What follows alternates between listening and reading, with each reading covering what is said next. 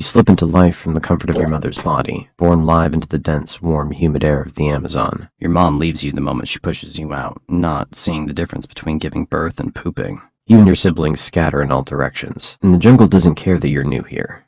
He was a great sibling anyway. At the moment, you're only a couple of feet long, and honestly, kinda cute. Jaguars, caimans, and even large birds would find a meal like you irresistible, but you know how to disappear. In the river, you blend in with the brown, murky current, slipping unnoticed beneath the surface. It feels almost fun, but playing in the water makes you hungry, so it's time to get serious. Your senses, though still developing, are already sharp enough to pick up movement in the water. You notice a small fish darting by, a perfect target. You freeze, letting the current carry you, getting closer and closer. Your jaws clamp down with shocking speed, and your first kill is yours. It's a tiny victory, but a victory nonetheless. The first of many. You want to grow fast. Out here, survival is all about getting big, strong, and sneaky. Speaking of sneaky, have you noticed your skin yet? Look at that. A beautifully patterned mix of green and brown, nature's perfect camouflage. Whether you're slinking through the murky water or blending into the dense underbrush, no one can see you coming. You're practically invisible. That's your first real advantage in this wild place. It's not much now, but it'll come in handy once you're ready to hunt something a little more challenging. For now, though, you stick to the basics. You spend your days slithering through the rivers and swamps, mostly keeping to the water where you feel safe. Your eyes and nostrils stay just above the surface as you gently slide through, waiting for an unsuspecting snack to wander a little too close. As you rest just below the surface, you spot a tasty target, a small rodent, foolish enough to venture right up to the water's edge. You wait, patiently, and then you strike with lightning speed, wrapping your coils around it, squeezing tight until it's over. Dinner served. Not bad. You've entered the juvenile phase of your life and things are starting to get interesting. You're bigger now, faster and stronger. And your prey? Well, you've moved up in the world. Small frogs and fish just don't cut it anymore. Now you've got your eyes on something more substantial, like capybaras. Yeah, the world's largest rodent's on your menu now. Whew, that was close. But don't get cocky just yet. You're still not the biggest predator out here. There are jaguars, caimans, and other anacondas that would love to make a meal out of you if they get the chance. You gotta stay sharp and use your camouflage to your advantage. Oh wait, it's a caiman basking on the riverbank. It's not huge, probably a juvenile like you, but it's still a risky move. You think about it for a moment, weighing your options. Should you go for it? Could be your first big test as a hunter. Why not?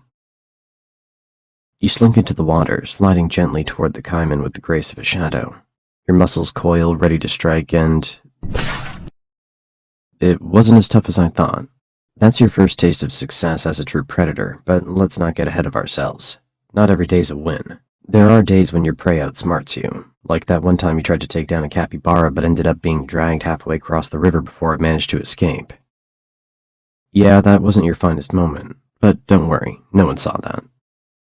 The good news is you're still growing, and with every meal you get a little bigger, a little stronger, and a little wiser. By the time you're fully into your juvenile phase, the jungle doesn't feel quite as intimidating anymore. Sure, there are still big predators out there, but you're climbing the food chain, and fast. As the months roll by, you become more and more comfortable in your environment. You've perfected the art of hiding in plain sight, waiting for hours, maybe days, or weeks. Finally. A group of capybaras grazing near the water's edge. You sink slowly beneath the surface, your eyes barely visible as you approach. You wait, your muscles tense. And then, what? Where did this jerk pop up from? Do you think he'd mind if you asked for just a small bite to curb your hunger? No, maybe that's not such a good idea. Let's get out of here. You continue to refine your skills, learning more about your environment and your place in it. You've mastered the art of stealth, using your patterned skin to blend seamlessly into the jungle around you.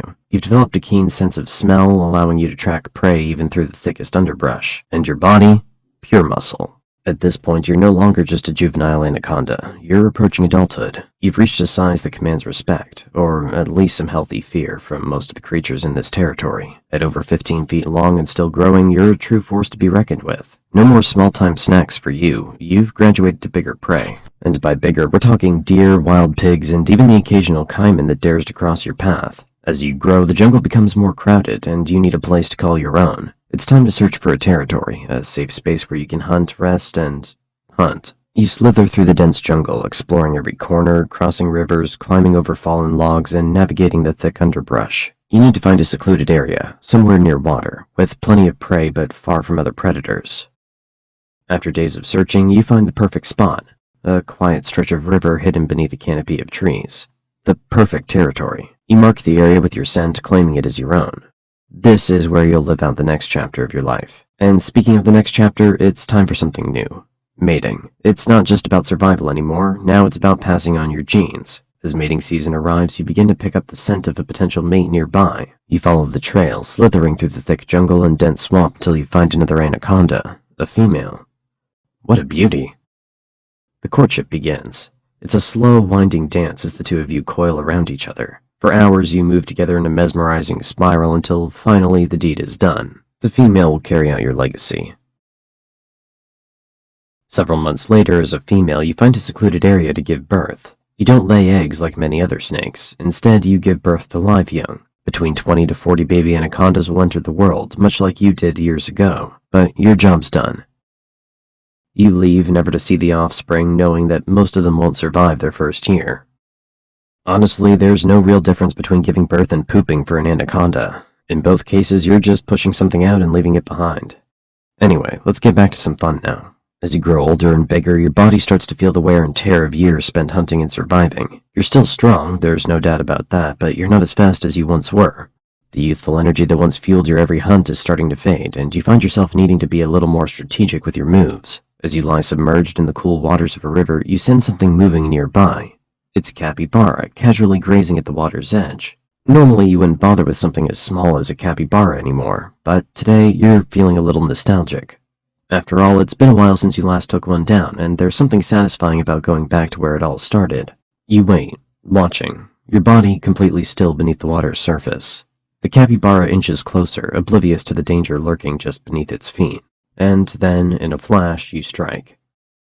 Your coils wrap around the capybara in an instant, and within moments, it's over. You've still got it. But as you swallow your meal, you can't help but notice that it's not quite as satisfying as it used to be.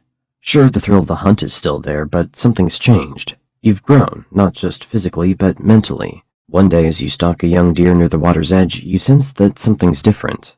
Your muscles coil, ready to strike, but just as you lunge, something goes wrong. The deer senses you at the last second and bolts. You try to chase, but your body doesn't move as quickly as it used to. You miss. The deer escapes. It's the first failed hunt in a long time, but something feels different this time. You feel the exhaustion deep in your muscles, the weight of the years finally catching up with you. You slither back to the water, but you know that it won't get easier from here. In reality, most anacondas don't die in battle. They simply grow too slow and too tired. Eventually, the jungle takes them back.